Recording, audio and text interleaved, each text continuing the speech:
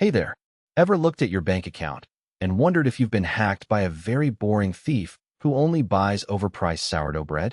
Same here, but it turns out your worst financial enemy is actually your own brain.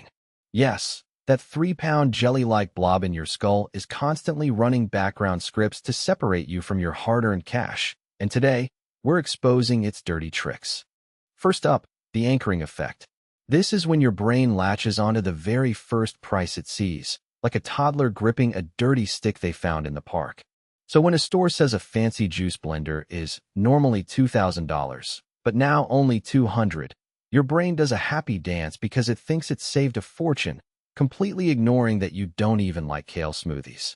Next is the decoy effect, which is why theater popcorn sizes make absolutely no sense. The medium size is intentionally priced just 50 cents cheaper than the massive bucket. The medium is a trap. It's only there to make the giant tub look like a steal, so you end up buying enough butter-soaked corn to feed a small village. Then there's loss aversion, also known as the only two left in stock panic. Your brain hates losing out on things way more than it enjoys actually getting them. Seeing that warning makes your heart race as if you're escaping a bear, forcing you to buy a banana slicer you didn't even know existed just so someone else doesn't get it first. The sunk cost fallacy. This is why you keep paying for that gym membership you haven't used since the Obama administration, or why you keep fixing a car that's more rust than metal. Your brain thinks, well, I already spent $1,000 on it. I can't quit now. So you keep throwing cash into a black hole hoping it'll magically turn into a shiny spaceship. Say hello to mental accounting, where your brain pretends different dollars have different values. Regular paycheck money? Oh, we must budget that carefully.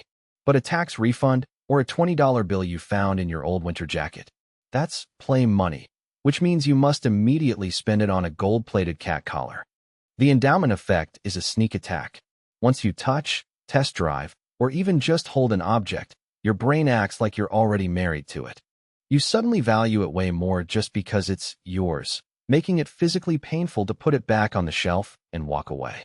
Next is social proof, which makes you buy things just because everyone else is doing it. If 1 million people buy a silly pet rock, your brain thinks it's a critical survival tool. You end up ordering a viral vegetable chopper from TikTok just to feel included, only for it to live in your cabinet next to the other forgotten plastic widgets. Let's talk about the pain of paying. Handing over crisp, physical paper bills actually triggers the pain center in your brain, like a tiny emotional paper cut. But tapping a credit card or using Apple Pay feels like magic. Without the physical sting of losing paper cash, your brain treats shopping like a free video game. Beware the Decoy effect. This happens when buying one new thing makes your old stuff look incredibly shabby, triggering a cascade of unnecessary upgrades. You buy a nice new laptop, and suddenly your desk looks ancient, which leads to buying a new desk, a new chair, and somehow, a neon sign of a banana. Then we have the IKEA effect. If you spent 4 hours, 3 arguments, and lost 2 fingernails building a wobbly bookshelf, your brain thinks it's a masterpiece. You'll value that crooked pile of particle board more than a solid oak cabinet, purely because you put your own sweat and tears into it. So the next time you're about to buy something, take a deep breath and tell your brain to stop playing mind games. Your wallet will thank you. Thanks for watching, and remember, keep your money in your pocket, or at least spend it on something cooler than a banana slicer. See ya.